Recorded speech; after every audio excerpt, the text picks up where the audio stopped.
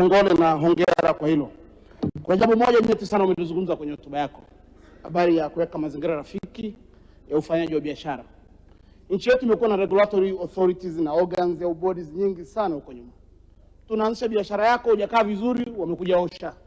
Hujakaa vizuri, wamekuja halmashauri. Hujakaa vizuri, zimamoto. Hujakaa vizuri, TRA. Hujakaa vizuri, sijui nani. Siku hizi naambiwa mpaka na kwenye saluni BASATA, sijui nani. Sasa angalau hili la kusema kwamba mnapunguza huu utitiri wa regulatory authorities na organs, kwa kweli litakuwa ni jambo zuri na litaweka mazingira mazuri na rafiki kwa wafanya biashara. Lingine ambao tumeliona ni habari ya kupima, kupanga na kumilikisha ardhi kwa Tanzania. Mimi ni mjumbe wa kamati ya bunge ya kudumu ya ardhi, maliasili na utalii, ndugu mwenyekiti, na mpango ulipokuja kwenye kamati yetu tulijadili na tulipokea kwa furaha kubwa sana. Moja ya changamoto ambayo tumekuwa nayo kama taifa na hususan young democracies, nchi nyingi zinazoendelea, ni kwamba kila siku tutoka kwa Mungu tunajenga. Yaani mimi tangu tumeingia kwenye bunge hili, mimi nimeingia bungeni hapo mwaka 2012 mpaka leo hii, unakuta mbunge anaongelea shule ya msingi, anaongelea matundu ya vyoo, anaongelea zahanati, anaongelea, lakini unakuta kwamba sababu kubwa tu ni kwamba hatujapanga maeneo yetu. Leo anaibuka mwananchi kutoka kwenye kijiji anachoishi, anaenda shambani kwake huko, anaanzisha kanyumba hapo kamoja, anahamia huko, mwingine naye kwenye kashamba kake. Baada ya wiki moja, mwezi mmoja, wameenda kwa diwani, wameenda kwa mbunge, wanataka shule shikizi. Unajenga madarasa mawili hapo. Baada ya mwaka mmoja wamekuja wanataka shule ya msingi. Mnahangaika na waziri huku na TAMISEMI na mnajenga shule ya msingi. Amjaka vizuri, mwingine kasogea kule, tunataka zahanati. Kila siku tunajenga zahanati, kila siku tutakuwa tunajenga madarasa ya shule, kila siku tutakuwa tunajenga vyoo, kila siku vituo vya afya. Kwa hatuwezi kugraduate kwa namna hiyo. Lazima nchi ipangwe, mwenyekiti. Lazima kuna maeneo ambayo yanajulikana ni maeneo, ni mashamba yabaki kama hivyo. Sio mtu anajamulia tu, anaenda kwenye shamba lake lililoko kule kijiji gani, na baada anahamia kule, na kesho kutwa tunataka barabara, tunataka maji, tunataka umeme, tunataka shule, tunataka zahanati. Hivi nchi when are we going to finish? Tutamaliza lini sasa? Tutamaliza lini? Kwa huu mpango huu wa kupanga, kupima na kurasimisha maeneo yetu na kupanga maeneo kulingana na matumizi, mimi nafikiri ni mpango ambao unapaswa kuungwa mkono na waheshimiwa wabunge wote na upewe kipaumbele, kwa sababu unaweza kutuvusha bila kujua, kwa sababu madhara yake tunapoacha mambo yanakwenda holela, tunajua kwamba serikali inatumia fedha nyingi na kila siku inajifungulia jambo lile. Lingine, ndugu mwenyekiti, ni habari ya miradi ya kusisimua uchumi. Ni lazima miradi yetu tuhakikishe kwamba inafungamanishwa, kwamba sekta moja lazima iwe na spill off effect kwa sekta nyingine. Leo kwa mfano tunazungumza hapa, kuna uwanja wa ndege wa Kia pale unafanywa marekebisho.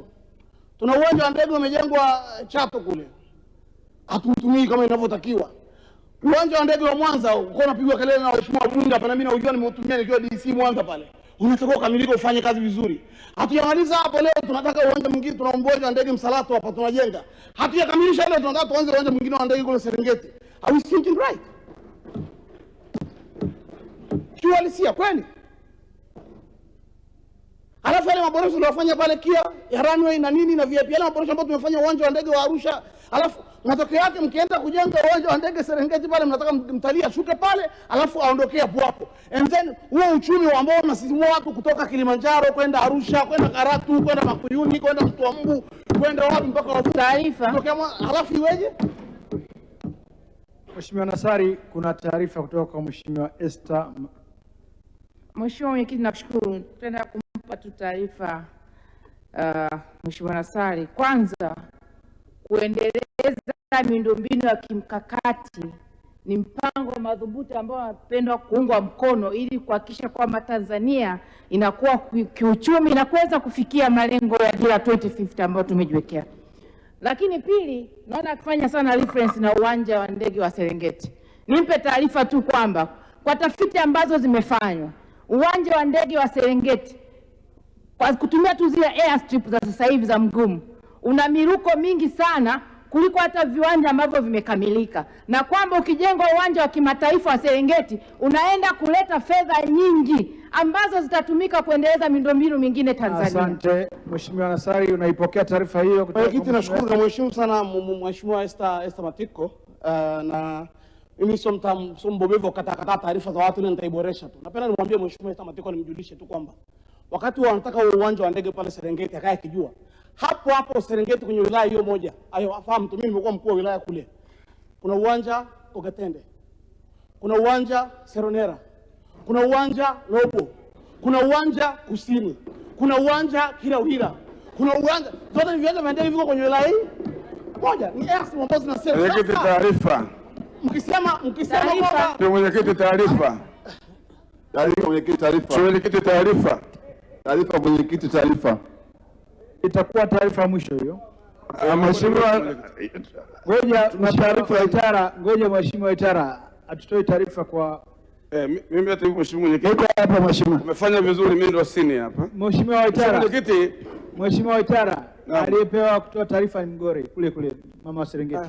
Asante Mheshimiwa Mwenyekiti, naomba nimpe taarifa Mheshimiwa Nassari, viwanja anavyoviongelea vya Serengeti ni airstrips, sio viwanja vya ndege. Pili, uwanja wa ndege wa Serengeti ni uwanja ambao tumeinadi ilani yake ya 25-30. Kwa hiyo au intervene na viwanja vya Arusha wala vya Kilimanjaro, na ndio maana kiwanja cha Kilimanjaro kinapokea watalii wengi na manufaa yake yanazunguka Tanzania nzima. The same kwa uwanja wa Serengeti. Asante Mheshimiwa Nassari, unapokea taarifa hiyo. nimesema kwamba sio nia yangu kulumbana na waheshimiwa wabunge, lakini lazima tukifanya kitu huko ndani kimfanye kila mradi kimkakati. Kwa mfano nikuulizie tu. Naomba uendelee na mchango wako. Tunaendelea mwenyekiti na mchango wangu. Umepokea taarifa lakini? Sipokee mwenyekiti. Haya, endelea na mchango. Naendelea vizuri sana. Nachokisema ni kwamba ni ukweli zile ni airstrips. Na tunachotaka kujenga bali ni uwanja wa ndege wa kimataifa. So I understand, mimi ni mtu kwenye sekta inaelewa vizuri sana. Mheshimiwa Mwenyekiti, taarifa. Kwamba lazima kila kitu tunachokifanya. Mwenyekiti, taarifa. Taarifa Mheshimiwa. Kwa mfano, Mheshimiwa atuelewa. Mwenyekiti, taarifa. Mwanza. Mheshimiwa Nassari, hebu subiri. Mheshimiwa, kwenye suala la uwanja wa ndege wa Serengeti sipokee taarifa zaidi. Naomba uendelee na mchango wako, achana na hiyo hoja. Mwenyekiti, naendelea. Ningewashauri watu mkoa wa Mara kweli kama wanataka kusisimua sekta ya utalii kwenye eneo lao. Huko mpango ambao umeletwa na serikali kupitia Wizara ya Maliasili na Utalii. Na ndio maana serikali kaenda ikalipa watu mabilioni ya fedha, over 50 billions pale ya Twali. Lengo lilikuwa ni kuunganisha mbuga ya Serengeti na Ziwa Victoria ambao tayari serikali imelipa fedha ya kutosha.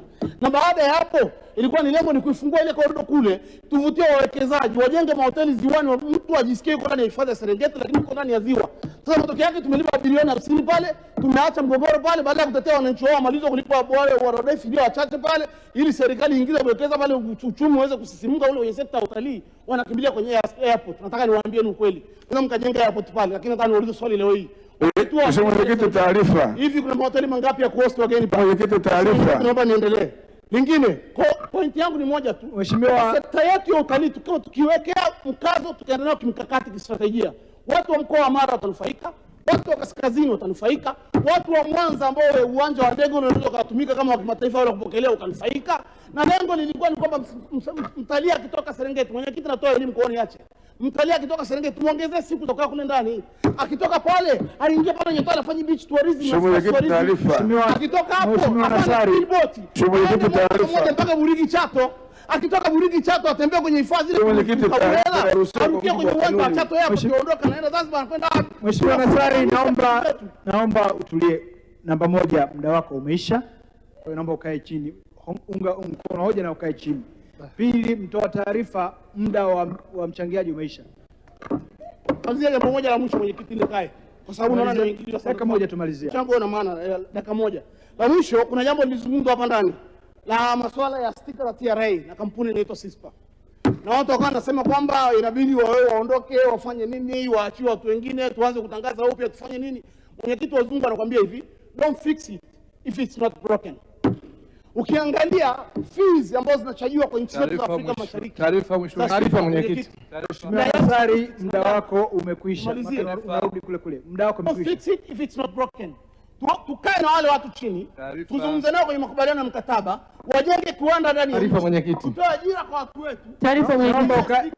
Muda wako umeisha, naomba ukae chini. Lakini tukiamua tu kwamba